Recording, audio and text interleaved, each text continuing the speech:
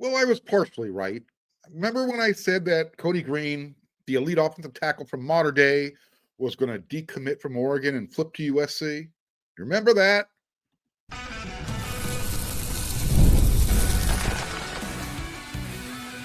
You are Locked On USC, your daily podcast on the USC Trojans, part of the Locked On Podcast Network, your team every day. Hello, fight on, everyone. I'm your host, Mark Hulkin, and thank you for making Locked On USC your first listen every day. It's part of the Locked On Network. Whether you are watching this show on YouTube, whatever platform you like to download your podcast to, this show is always free, and this show will always appreciate your support. Today's episode is brought to you by FanDuel. Right now, new customers, you're going to get $200, $250 in bonus bets when your first $5 bet wins. So the elite offensive tackle from modern day, Cody Green, he's been committed to Oregon for quite a while now. In fact, recently he said that it's going to take a lot for me to decommit. I'm firm. I'm going to Oregon. In fact, it wasn't that long ago, within the last month. Well, Cody Green, who's originally from the state of Washington, he took an unofficial visit to the home state school over the weekend. Checked out the Huskies up there in Seattle, and now he's switched his play. So I've been teasing, I've been trolling the Oregon fans that watch this show regularly. I kept saying, I can't wait to watch their fans' reaction when Cody decommits and then picks the Trojans. So I was half right. I had this feeling, I kind of knew that he wasn't going to end up at Oregon. He decommitted. I just didn't get the team that he was going to recommit to. I didn't get that part of the equation right. But I'll take it. Because he did something even worse than committing to USC. Cody flipped to the Washington Huskies. That's Washington's second rival after Oregon State. For Oregon to go 13-1 last year and be on the precipice of making the national championship game, and then all of a sudden they're recruiting. It's been a rough month for the float and their fans. They're losing commits left and right, and they might end up going 0 for modern day in this recruiting cycle. Mostly because USC is doing all the heavy lifting. They're doing everything right. They're focused on Southern California in general, keeping the best players from the Golden State at home. Whatever they're doing the right thing. I mean, by this, I'll say this. By the time this weekend is over, USC's recruiting class is going to be, it might be closer to that 35 target goal. Remember, they're looking to take up to 35 high school recruits in this class.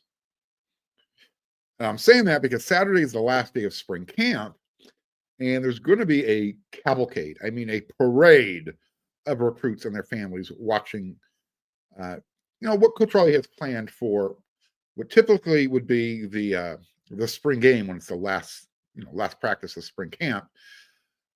But we know there's not going to be a spring game this year. There's going to be what's called the Trojan Olympics. And it all has to do with recruiting. It's all tied in together. After practice is over, Lincoln Riley and his team of coaches, they're going to be competing against, I'm not sure any of the current players are going to be part of the Olympics. As far as the competition, they'll probably be, the judges and all that kind of stuff. But they're going to be going up against the recruits, I think. They're going to have certain types of events. Everyone's going to be geeked up, right? You're going to have recruits there. You're going to have their families. You're going to have commits there and their families, players and their families. It's going to be a lot of fun. What's going to be interesting about the Trojan Olympics, I think it's going to be it'll be the time where the coaches kind of get reminded that their best days are behind them. Running those 100-yard dashes against 16, 17, 18-year-olds. Yeah. That's what I want to be there for. I want to enjoy that. I'm all about watching how a team bonds, the camaraderie, the locker room culture. That's what I'm all about. So, we hear the coaches talk about it all the time, but it's different when we can experience it. And I can convey it to you in my own words. So, as I mentioned, it's going to be a huge day at the Coliseum on Saturday. The media is not invited. Again, this is an invitation only type of event, but they're making it special. It's going to be a lot of fun. Here's a list of the committed players for USC who plan on being at the Coliseum Saturday. This list was put together by Scott Schrader over there at wearesc.com. So don't forget, take advantage of that $1 subscription special that wearesc.com is running right now. There's a lot of information you can check out over there. Stuff that I can't talk about here. I can only give you like the Cliff Notes version of it. But trust me, if you want all of your recruiting information, those golden nuggets, when you're done with this episode of Locked on USC, get on over there. But here's a list of the committed Trojans that will be there. So you've got Tron Baker. You've got wide receiver Trenton Mosley. Offensive line commit Isun Tafa. Linebacker Xavier Griffin. He'll be back in town. He's coming in from Georgia. You've got defensive line commit from Chicago, Braden Jones. The best edge rush player in the state of California, Samodi Kataonga. He's going to be there. Tom Tapui, of course. Why not? Like I said, he lives on USC campus right now. He's one of those players who was one time committed to Oregon, took an unofficial visit, came back, changed his mind, became a Trojan.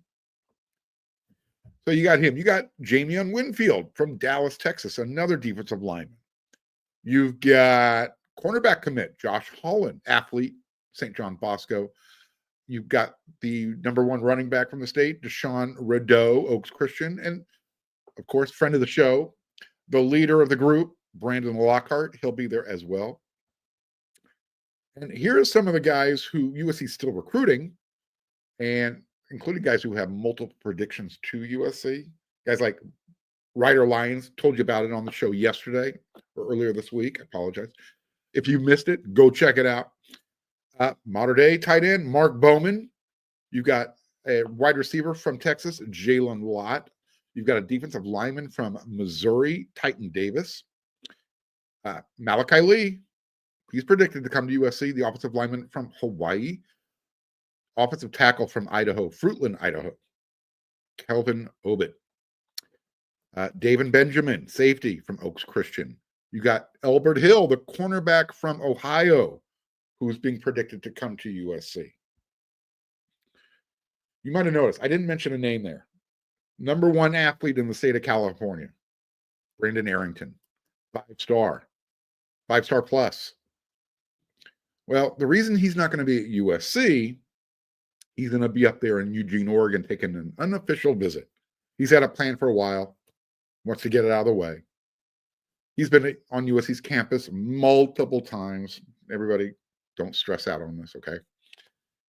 But as I mentioned just a moment ago, the last couple of times big-time recruits took visits to Oregon, they ended up making a decision. I talked about Tom.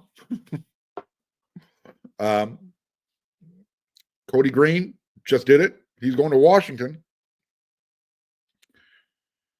How funny would it be if Brandon Arrington came back from his unofficial visit to Eugene and said, you know what? I'm ready to make a decision.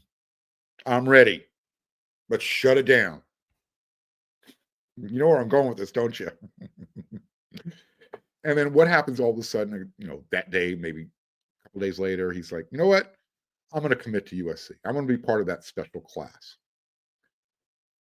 I'm telling everybody right now who's watching the show, who's listening, there is not a bag of popcorn big enough for me. As I would just be sitting back and I would be checking out their message boards. I would just be enjoying their Schadenfreude. Yeah. That would kill Oregon. They are going backwards right now with their recruiting. Remember, this is a team that was 13-1, almost made it to the national championship game. And they're having a hard time recruiting right now. They're going backwards. Meanwhile, USC is looking at them in their rearview mirror, and they're picking up even more momentum. There's going to be even more space separating those two schools when it comes to who gets who. USC, their recruiting momentum right now, off the charts. And what's going to take place Saturday at the Coliseum? I get it. I would love for the fans to be there, watch the spring game. I think what they have planned here, this special event, the Trojan Olympics, it's going to go far. It's going to keep that momentum going. And I would not be surprised if you see one or two more commitments after the weekend. Again, there's 23 guys committed right now. They're shooting for 35. Spots are limited. We're going to see who's ready to jump on that train. All right. Next segment. 14 down, one more to go. Talk about USC's next to last spring practice.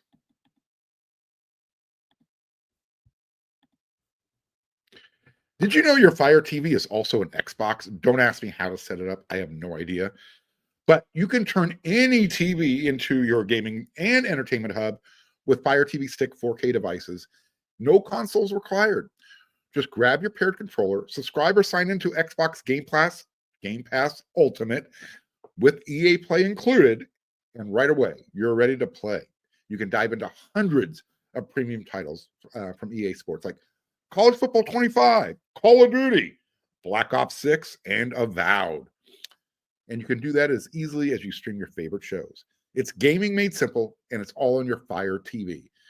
You're going to get endless entertainment. With 4K streaming, you can watch over 1.5 million movies and different TV episodes from your favorite subscribed services. If you got Netflix, you got Prime Video, you got Disney Plus, you got Max, pick your app, you can do it. I mean, who doesn't have one of those already? And for you gamers, as I mentioned, you can play high-quality Xbox games at a fraction of the cost of owning a console. Already have a console? Cool, no problem. A Fire TV Stick 4K device is more affordable and easier to travel with, that allows you to take yours or your kids' gaming wherever you want to plug in. Head to Amazon.com/Fire TV Locked On to get started. Xbox Game Pass Ultimate subscription and compatible controller is required. Available on select devices, including Fire TV Stick 4K, second generation, Fire TV Stick 4K Max, first and second generation, and Fire TV Cube, third generation.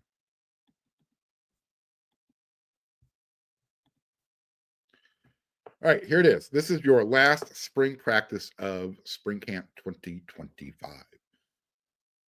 I told my everydayers, time flies a lot quicker than you think. We've already reached the end of spring camp. Saturday officially is the end of spring camp, but you're watching this the day before, hopefully. And once spring camp comes to an end, literally, we are just a few days away from the month of May, and that's when the official visits start to kick in. I promise you, May, the month of June, it's not going to be boring. I take my word for it. USC is going to take recruiting and they are going to turn it up. It is going to be a huge party. This is why you want to make sure you're tuned into Locked On USC every single day. And if you are watching on YouTube and you haven't subscribed yet, I don't know why, it's free. Click that red subscribe button, smash that thumbs up, and click that bell notification so you don't miss any of the news, notes, and information that's going to get you through the offseason. I am going to be your Sherpa and get you up to that first game of the year when USC kicks off against Missouri State. But until then, this is where you're going to be. I told everybody on yesterday's episode that USC's defense and their defensive line are going to be really good this year. A big reason why is because the guys that the staff have been recruiting, they've been bringing in, they're making a difference. Over these last couple of classes, USC has done what's necessary. After Thursday's practice, my partner in crime over there, Scott Schrader from WeAreSC.com, he asked Coach Riley about the younger guys, how they're coming along, and specifically about the defensive line. So Coach Riley took time to praise, the freshman, Floyd Boucard. He said that Floyd's been explosive. and he's caught on to the system really quickly. Jakeem Stewart has improved. He used the word quickly again. And then Cash Jacobson. He's come on. Basically, Coach Riley said this last week, I'll say it's clicked. He's really come on. He's basically just trying to adjust and get used to the physicality at this level. And it's when I say adjusting, it means being consistent, being physical every time he's taking a repetition. He can't take any time off. So he, again, has improved quickly as well, according to Coach Riley. So once he understands the physicality needed and he does it consistently, he's going to be a big time addition to the rotation. I don't know if it'll happen this year. Maybe it'll happen towards the end of the year. But Cash Jacobson, they wanted this young man. There was a reason why they went after him and they took him away from Oklahoma. Cam Fountain, he spoke after practice. He spoke about Jakeem Stewart and said he's really impressed by his ability to come in and not work well just at one position, work well at two different positions on the defensive line. Don't forget, they're working him at defensive end as well as defensive tackle. He's really young. He's supposed to be a senior in high school right now. Do not forget that. He's still 17 years old. Okay. Let me stick with the defense for another minute here. We know, well, I know, and hopefully you guys agree, when Eric Gentry was not on the field for USC's defense in 2024, there was a difference. I mean, he was on his way to All-American status before he, concussed himself. He tried avoiding contact diving over the pile after the whistle. He just landed awkward, and that was it for the rest of the year. Well, it sounds like he's ready to take it to the next level.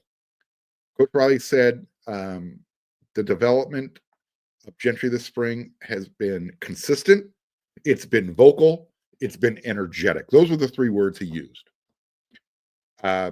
Translation, Eric has turned himself into a team leader. This is team captain type of stuff that we're talking about right now.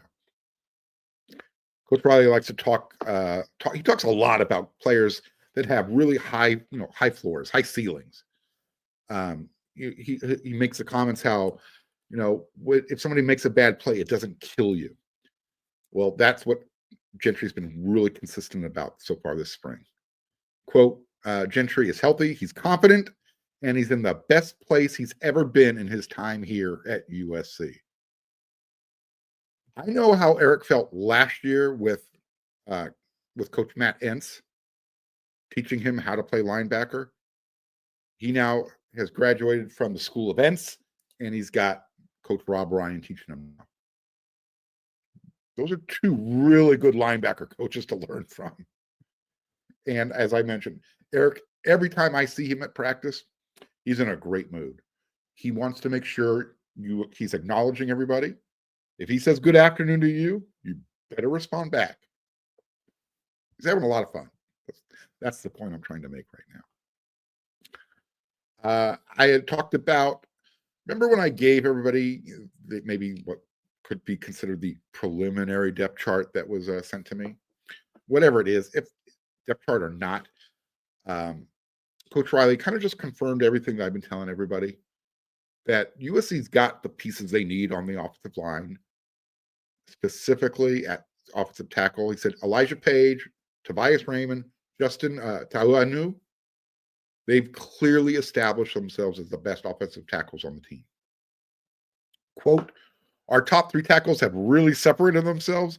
Those three guys are clearly our best tackles. He doesn't see any drop-off. So I don't know if USC is going to take anybody out of the transfer portal, which, by the way, closes today, April 25th. Just because the window is closed. You might see some more names added in. You just have to make your intentions known by the 25th. And then we'll see who USC adds down the line. Don't forget, USC needed big-time help at defensive tackle last year. They had to wait till May 22nd for Gavin Meyer to land in their lap. So if they are taking any other players, I think they're done at linebacker. If they're looking for a cornerback or another depth piece at the on the offensive line, a veteran, if they are going to get one, it probably is not going to happen right away. If you're an everyday listener, viewer of this show, you hear me talk about it all the time. I'm really into the team's vibe. I've been trying to explain to you how the vibe around this team is different this year compared to years past when it comes to recruiting, when it comes to everything right now. Elijah Newby spoke about that vibe after practice on Thursday. He offered his thoughts. He said, it's a great vibe. And he was talking to the media. He says, I wish you guys could see the locker room. He literally wants us to be able to go in the locker room and experience what he's talking about. He mentioned that after practice, the team just hangs out in the locker room for like a good hour and a half. They're just chilling. They're forming that bond, that locker room culture, that team camaraderie. And it's real genuine when you listen to the players talk about this. In fact, he said, I'm looking forward to the post-practice party after Saturday's practice. We're going to be dancing. We're going to be hanging out. I mean, that's how much fun he has just chilling with the guys on the team. Imagine what that's going to feel like next year in 2026 when the Bloom Family Football Performance Center opens up. That 160,000 square foot monster that's going to have every bell and whistle that these guys can think of. They won't leave that facility. And Coach Raleigh told me they will actually be able to sleep people there. People want to hang out and, just get a room. They'll have beds there. So yeah, it's going to get kicked up a notch. That vibe, literally, if your speakers go up to 10, they're turning it up to 11. If you're a Spinal Tap fan, you understand what I just said. The other thing that I think caught everybody's attention at practice, Jacoby Lane. He had a large group of fans waiting for him before practice started. The kids, literally the kids. I don't know how old they were, but man, when Jacoby came out, they were jumping up and down. They were high-fiving. Jacoby was loving it. Good stuff, man. That's the type of stuff where it might not hit him at the moment, but I promise you, Jacoby's going to be hanging out in his apartment, his condo, wherever he's at, driving down PCH. And he says, you know what? That was pretty cool. That was pretty cool. I got the next generation looking up to me, wanting to be like me. That helps young people mature because now they feel a sense of responsibility, a sense of accountability. That might have been one of the greatest lessons for Jacoby. That's not the first time he's experienced that. But Jacoby has talked about how this year it's time for him to really hone in on his craft, become that professional. All of it's coming together right now. And then one last note, Coach Riley said they're shutting down Christian Pierce for the rest of spring camp. He's a little hurt right now. You never want to hear someone's being shut down, but I guess this would be the perfect time, right? All right, we got one more segment to go. It's Friday. You know what that means. Time for my Friday rant.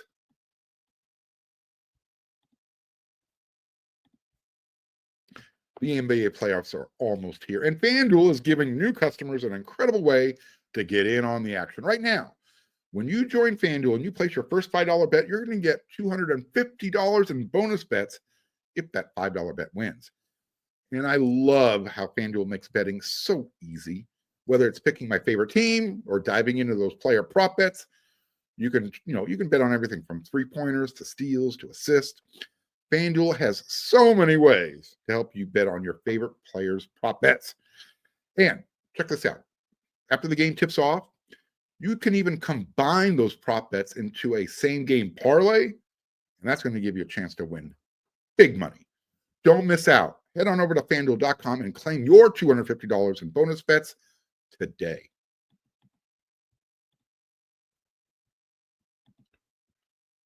Right, real quick before I get into my rant here, I need everybody who's watching or listening to the show, give your prayer, give your thoughts for USC freshman basketball, Elijah Arenas. If you haven't heard, he was in a really bad car accident. Car filled up with smoke. And so the family made the decision to induce coma. He's going to be fine. He's going to be fine. But let's, put your hands together. Make sure that Elijah comes through this quickly. The last thing you want is for somebody and you don't want it for anybody, but you just want the young man to be healthy again, regardless if he plays basketball or not. My Friday rant. All right, let's get into this. Mea culpa first. I did not watch the first round of the NFL draft. There was no reason.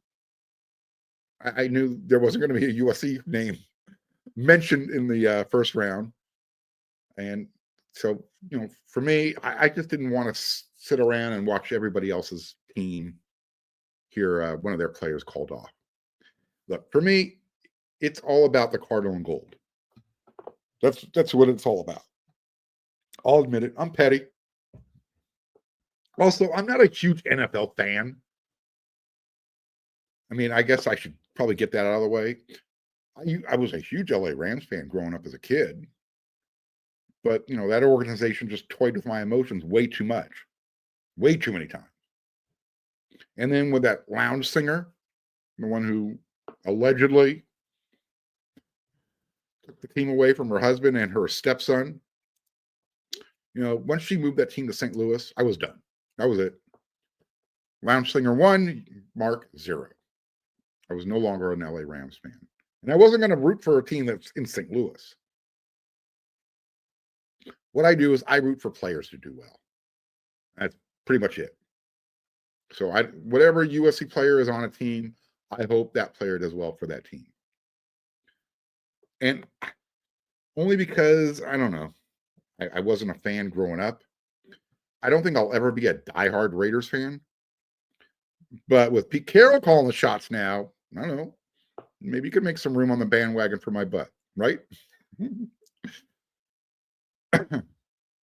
So I look, I didn't put it on and watch the whole thing. I was channel surfing, and I stopped back and here and there just to see the chyron that was scrolling by, just kind of stay updated to see who was selected. I noticed that Oregon had a couple of first-round draft picks. Derek Harmon was the first one. I think he was the first. Maybe it's the second one. Josh Connerly might have been the first one. So Oregon actually developed somebody. Josh Connerly got a first-round draft pick out of it. Derek Harmon, though, he did most of his development at Michigan State. He spent last year at Oregon. That's somebody USC wanted out of the transfer portal. They got outbid. He made it in the first round. But watching Oregon fans saying, oh, look, so we can develop guys. Sorry, you really didn't develop them. Derek Harmon was going to the NFL. He was probably going to be a first-round draft pick had he stayed in East Lansing, had he joined USC's roster. It's hard to find. The NFL looks for guys that size with that type of athleticism. They don't grow on trees. So, yeah, it doesn't matter where he was going to be drafted high. So Oregon, you take that, you put that in your trophy case, your empty trophy case. I'm petty like that. I really am. Plus, again, I'm disappointed that USC didn't have anybody on their roster with first-round talent, at least for this draft. I'm not sure if a Trojan's going to hear their name called on Saturday either, or on Friday. Excuse me. Keep forgetting. So probably Saturday at the earliest. So who's going to be USC's first draft pick this year? I think most people think it's going to be Jonah Monheim.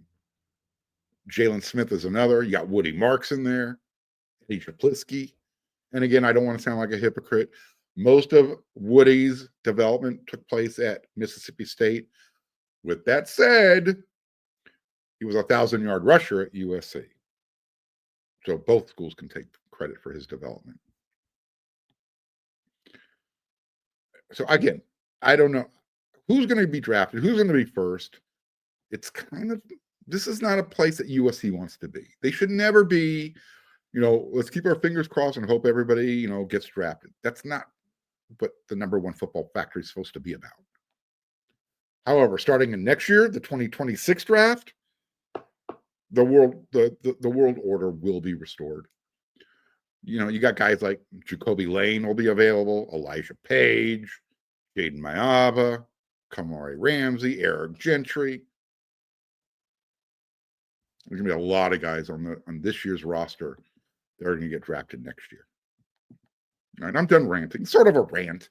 More of a feel sorry for me rant, because USC doesn't have as many players as they should, ready for the draft. But that's okay. That's all right. Good things come to those who wait. And if you wait around this year, you hang out with me over here at Locked On USC and over there at weareusc.com, good things are coming. I'm telling you. I know some of you don't want me to give win total prediction. I heard you, Al. It's coming. Don't worry. But you know what is coming? Another episode of Locked On USC. I'll be back. Make sure you check out that next episode, because I'm going to have a full report from Saturday's Trojan Olympics and that final spring practice. So until then, everyone, you know what to do.